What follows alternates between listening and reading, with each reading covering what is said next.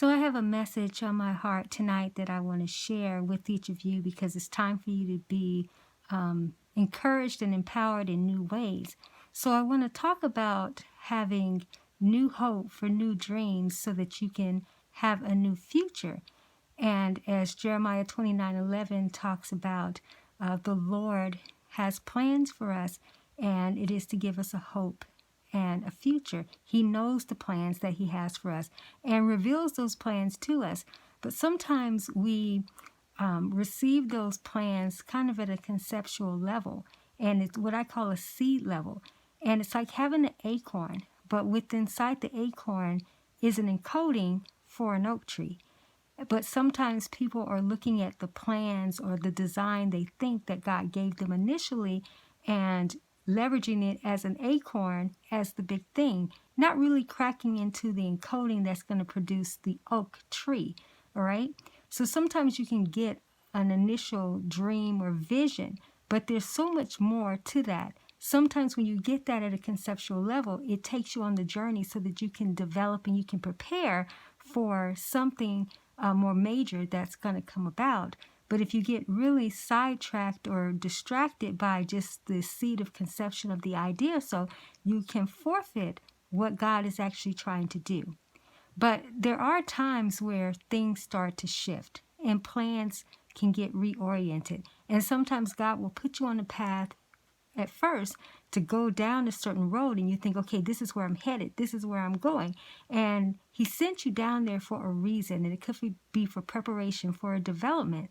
But sometimes there's a shift, there's a detour in a sense, but it actually is part of the original design. It's just that you're not fully aware of that.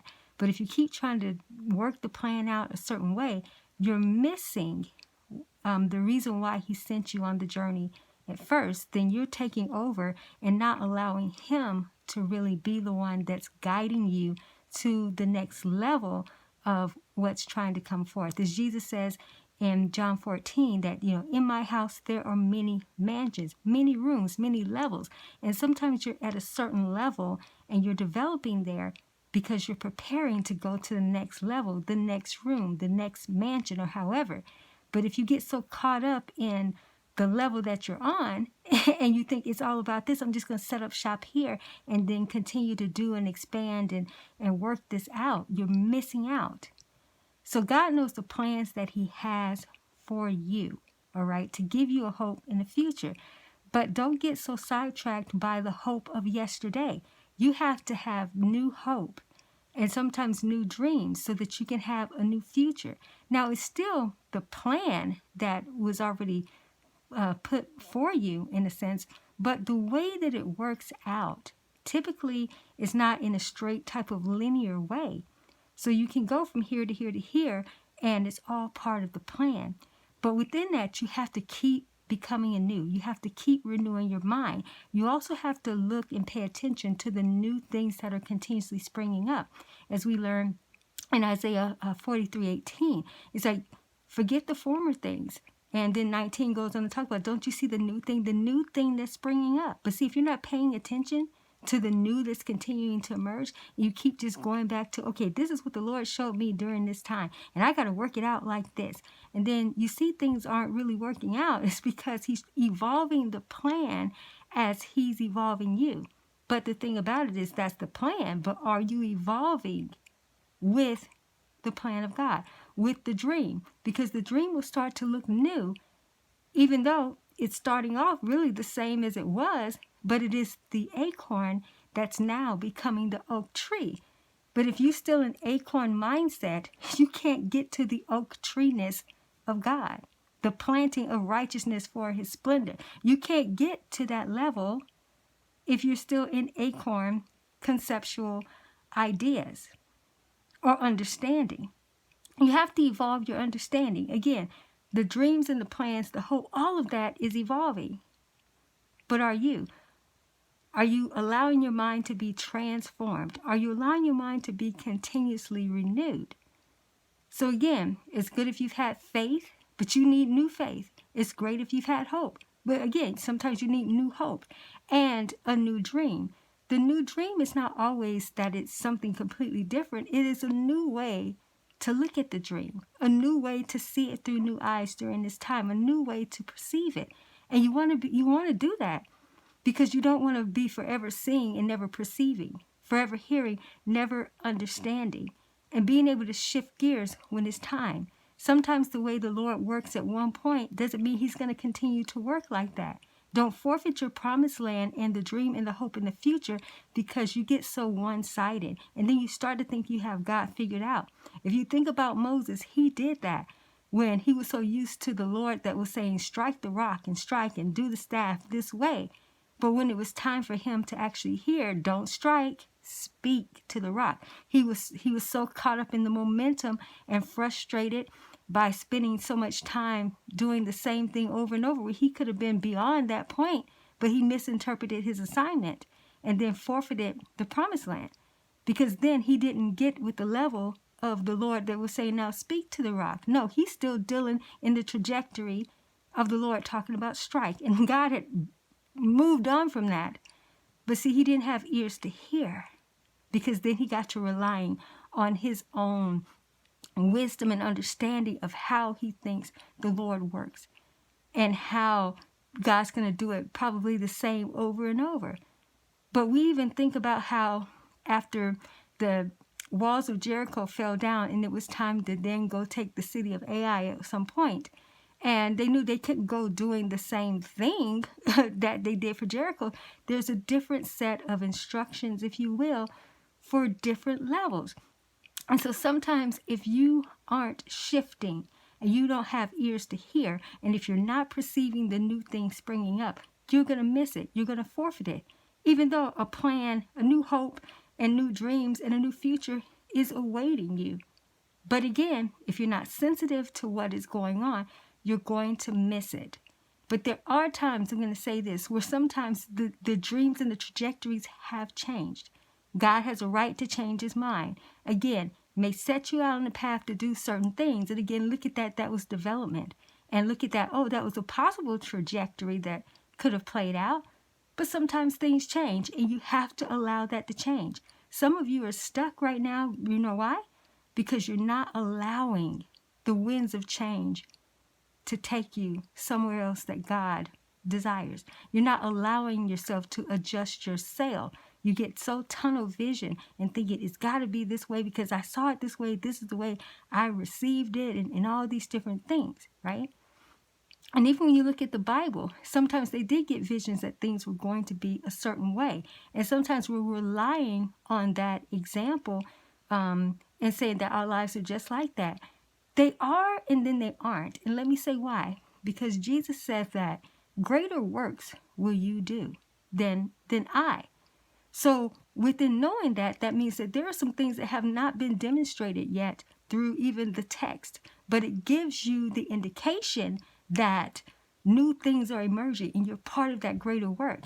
But you have to be sensitive to the timings. You have to be sensitive even to new levels of God so that you can be guided in those ways.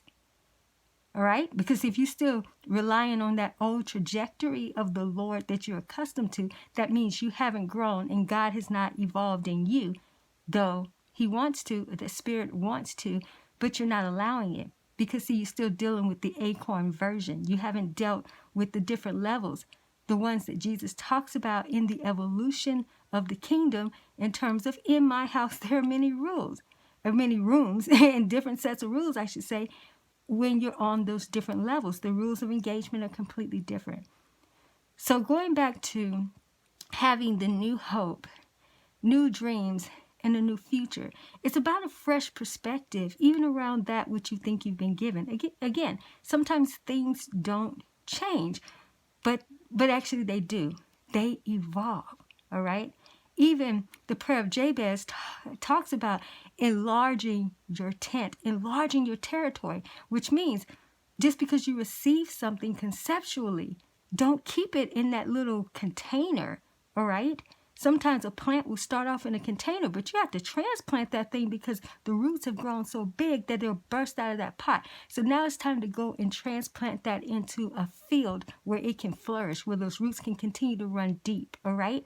An open field, limitless possibilities. If you don't learn how to transplant yourself during this season, you're going to find yourself forfeiting what God has planned for you. He knows the plans that He has for you to give you a hope, a new hope, and a new future.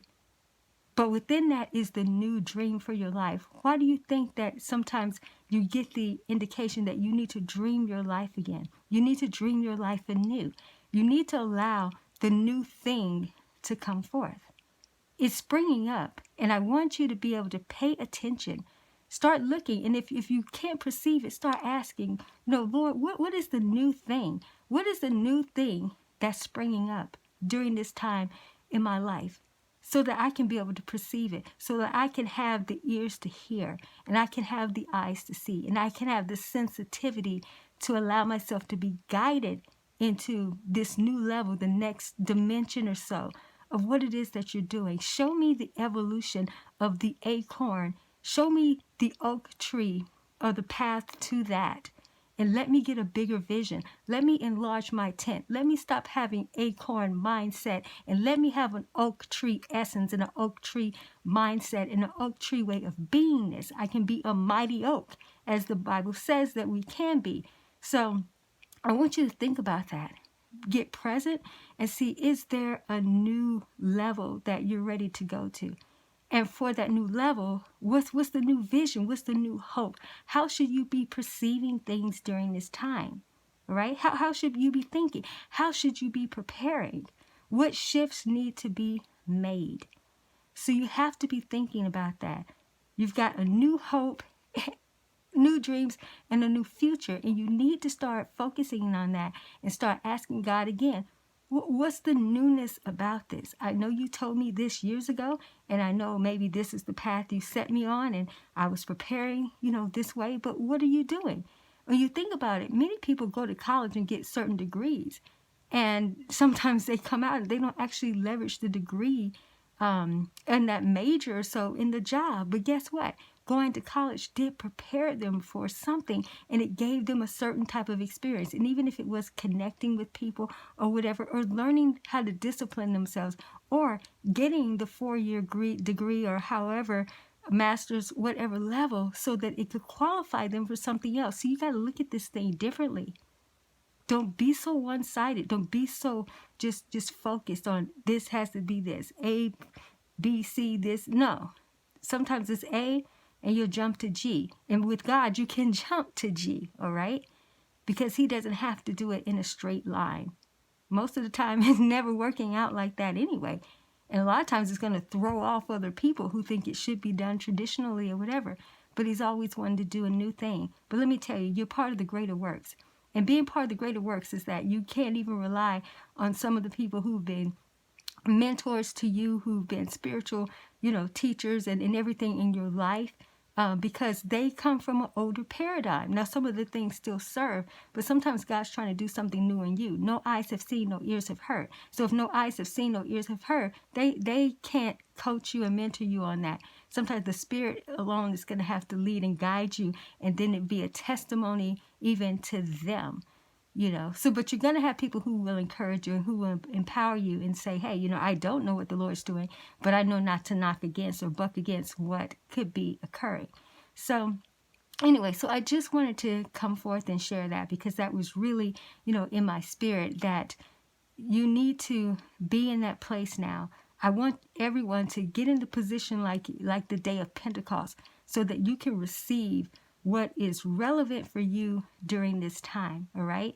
So sometimes you got to leave where you are, get in position so that that fire from on high, that spirit from on high can come down and reveal to you the path in which you need to take, during this time. So again, I want you to just be focused on the new hope that's available for you, the new dreams that you get to dream your life and be in partnership with God at this level. Make it be a co-creative experience, okay? So that you can help to craft that future and design your life by divine design and not by default. Because even God doesn't even want you on a divine default that then could be something that is actually not for you, because it could be just an old trajectory of what He was trying to do. It's even Jesus told Mary when he rose, he said, don't hold on to me. Don't do it. Don't hold on to me the way that you did previously. Because see, I've had a change. I've had an evolution, and though I haven't ascended to the Father yet, but I'm not in the state I was before. So we can't work with each other on that level. This is a new level, and I need you to meet me here. This is the same with you. You may not have arrived, and as Paul says that we've never arrived, we never obtain it, but whatever level we're on, we're supposed to work it out on that level, okay? But that level requires something new for you, a new you on the new level, all right? So again, I just wanted to come forth and share that. I was full with this and just could not rest until I actually shared this. So, here's to the new hope, the new dreams, and the new future that is brighter beyond what you can, and bigger beyond what you can imagine. It is your best self coming forth. It is the best version of God yet in your life. And then what you're going to see play out, it is unexplainable in a sense, but the demonstration will be so undeniable that it is the Most High on a level that's far beyond your comprehension. All right, so that's a message from the mask tonight. So I just wanted to come forth and share that, and I look forward to being back with you soon. God bless.